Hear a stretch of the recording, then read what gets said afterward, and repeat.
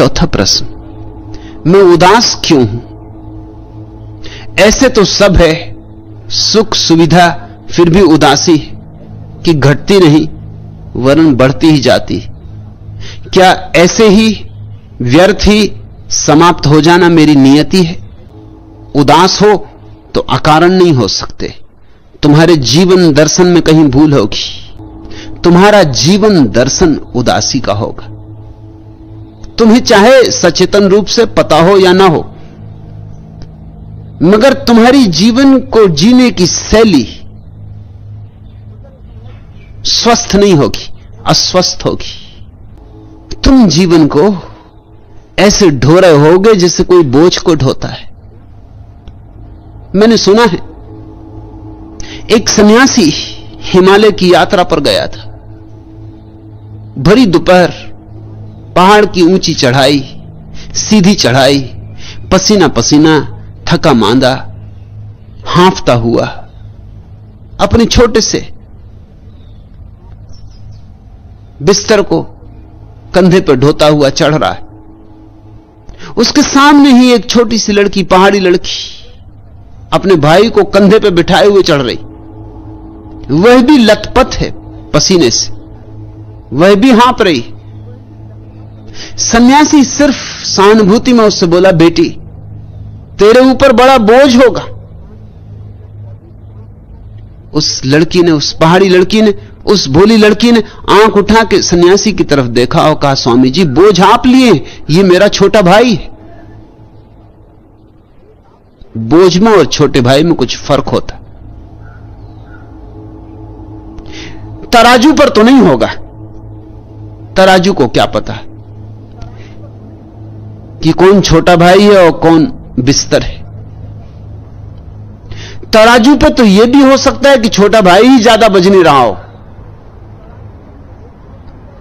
साधु का बंडल था, बहुत वजनी हो भी नहीं सकता। पहाड़ी बच्चा था, वजनी होगा। तराजू तो शायद कहे कि बच्चे में ज्यादा वजन है। तराजू के अपने ढंग होते, मगर हृदय के तराजू का तर्क और है। उस लड़की ने जो बात कही, सन्यासी ने अपनी आत्मकथा में लिखा है। उनका नाम था भवानी दयाल। उन्होंने अपनी आत्मकथा में लिखा है कि मुझे ऐसी चोट पड़ी कि इस छोटी सी बात को मैं अब तक न देख पाया। इस भोली भाली लड़की ने कितनी बड़ी बात कह दी, छोटी सी बात में कितनी बड़ी बात कह दी। छोटे भाई में बोझ नहीं होता। जहां प्रेम है वहां जीवन निर्भर होता है। तुम जरूर अप्रेम के ढंग से जी रहे हो। तुम्हारा जीवन दर्शन भ्रांत है, इसलिए तुम उदास हो। हालांकि तुमने जब प्रश्न पूछा होगा तो सोचा होगा कि मैं तुम्हें कुछ ऐसे उत्तर दूंगा जिनसे सांत्वना मिलेगी, कि मैं कहूंगा कि नहीं, पिछले जन्मों में कुछ भूल चूक हो गई, उसका फल तो पाना पड़ेगा। अब निपटा ही लो, किसी तरह बोझ है ढो ही लो, खींच ही लो। राहतें मिलती हैं ऐसी बातों से, क्योंकि अब पिछले जन्म का क्या किया जा सकता है। जो हुआ सो हुआ, किसी तरह बोझ है ढो लो। मैं तुमसे ये नहीं कहता कि पिछले जन्म की भूल है जिसका तुम फल अब भोग रहे हो। अभी तुम कहीं भूल कर रहे हो, अभी तुम्हारे जीवन के दृष्टिकोण में कहीं भूल है। पिछले जन्मों पर टाल के हमने खूब तरकीबें निकाल ली। असल में पिछले जन्म पे टाल दो तो फिर करने को कुछ बचता नहीं, फिर तुम जैसे हो सो हो। अब पिछला जन्म फिर से तो लाया नहीं जा सकता। जो हो चुका सो हो चुका। किए को अनकिया किया नहीं जा सकता। अब तो ढोना ही होगा, खींचना ही होगा, उदास रहना ही होगा। नहीं, उदास रहने की कोई भी जरूरत नहीं, कोई अनिवार्यता नहीं। मैं तुमसे यह बात कह दूं कि परमात्मा के जगत में उधारी नहीं चलती। पिछले जन्म में कुछ गलती की होगी, पिछले जन्म में भोग ली होगी।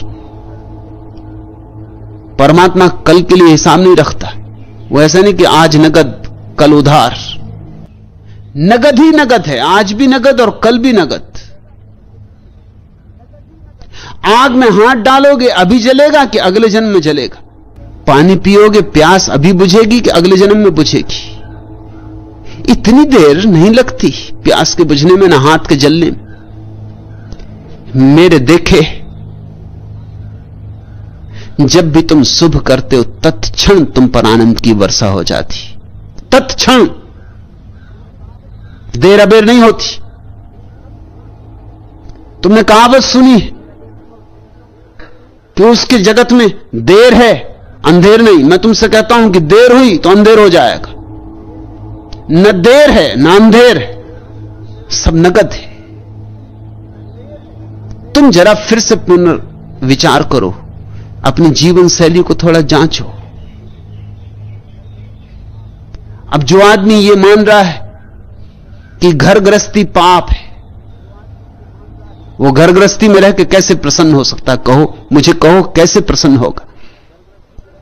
जो आदमी मानता है कि ये पाप है, कब इससे छुटकारा होगा? ये पत्नी, ये बच्चे, ये घर, ये संसार, कब आएगी वो सौभाग्य की घड़ी कि चला जाऊंगा हिमालय के किसी गुफा में और बैठूंगा, सब छोड़ छाड़ के संसार का माया मोह।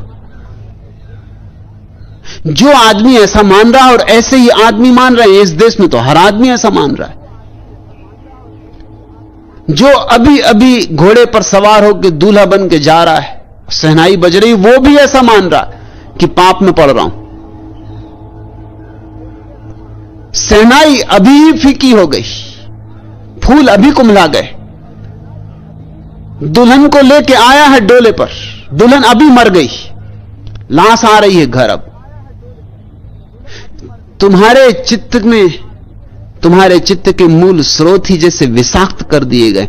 तुम्हें इतनी गलत बातें सिखाई गई। मेरे पास युवक आ जाते, वो मुझसे पूछते हैं कि शादी करें या ना करें। आप क्या कहते हैं? मां बाप पीछे पड़े, पाप में उलझाना चाहते। उन्हें पता नहीं कि मैं जरा और ढंग का आदमी हूं। वो और साधु सन्यासियों के पास जाके ऐसी बात कहते तो वो बड़े प्रसन्न होते कि बेटा तू बड़ा सात्विक है, तू बड़ा धार्मिक है, मां बाप की बातों में मत पड़ना, ये तो माया मोह में उलझाने की बात है, तेरे भीतर बड़ा बोध जगा है। जब मुझसे कोई ऐसा कहता है कि मुझे पाप में उलझा रहे हैं, तो मैं थोड़ा सोचता हूं कि ये युवक अगर विवाह करेगा तो मुश्किल में पड़ेगा, अगर नहीं विवाह करेगा तो मुश्किल में पड़ेगा। इसकी जिंदगी में उदासी नियति हो जाएगी। नहीं विवाह करेगा तो इसकी प्रकृति बदला लेगी, इसके जीवन की सहज आकांक्षाएं अतृप्त रह जाएंगी, तो चित्त खिन्न रहेगा, दबाएगा वासनाओं को, वे उभर उभर के आएंगी, तो जीवन एक अंतः संघर्ष हो जाएगा, एक आत्मिक कलह हो जाएगी। ये 24 घंटे अपने से लड़ेगा, और जो अपने से लड़ रहा है वह प्रसन्न नहीं हो सकता। उसकी ऊर्जा तो लड़ाई में ही क्षीण हो जाती, उसकी ऊर्जा फूल बनने को बचती ही नहीं, उसके भीतर कभी सहस्त्रार नहीं खिलता, नहीं खिल सकता। और अगर ये विवाह कर लेगा तो अभी से ये कह रहा है कि पाप, तो ये बोझ ढोएगा, ये पत्नी, ये बच्चे, ये घर द्वार, और उदास रहेगा। हमारी जीवन को देखने की पद्धति में कहीं बुनियादी भूल है, हमारा गणित गलत है। तुम कहते हो मैं उदास क्यों? तुम उदास हो क्योंकि तुम्हारा फलसफा, तुम्हारा दर्शन शास्त्र तुम्हें उदास कर रहा है। तुमने जिन धर्मों को पकड़ लिया है वो तुम्हें उदास कर रहे हैं। तुम छुटकारा पाओ इन सारी दृष्टियों से। तुम जीवन को जरा ज्यादा सरलता से जीने की शुरुआत करो। सिद्धांतों और शास्त्रों की आड़ मत लो जीवन को जीने में। जीवन को जियो सरलता से, सहजता से, थोड़े नैसर्गिक, थोड़े प्राकृतिक, और तुम्हारे जीवन में भी उत्फुल्लता आएगी। अगर गुलाब को यह ख्याल आ जाए कि खिलना पाप है, तो फिर फूल खिलेगा तो भी उदास होगा, नहीं खिलेगा तो गुलाब के प्राणों में पीड़ा होगी कि बिना खिलाऊं। फूल टूटना चाहेगा, कली खुलना चाहेगी, और वृक्ष उसे दबाएगा और खुलने ना देगा तो आत्मघाती हो जाएगा। और अगर खुलने दिया, फूल खिला, तो उदास खिलेगा फूल, उसमें सुवास नहीं होगी, जिंदगी नहीं होगी, उसमें मौत की छाप होगी। गलत दृष्टियों ने तुम्हें जन्म से ही मार डाला है, मगर वे दृष्टियां बड़ी प्राचीन हैं, बड़ी सम्मानित है, परंपरा से बड़ी समादृत है। तुम्हें याद भी नहीं है कि तुमने गलत दृष्टियां पकड़ रखी।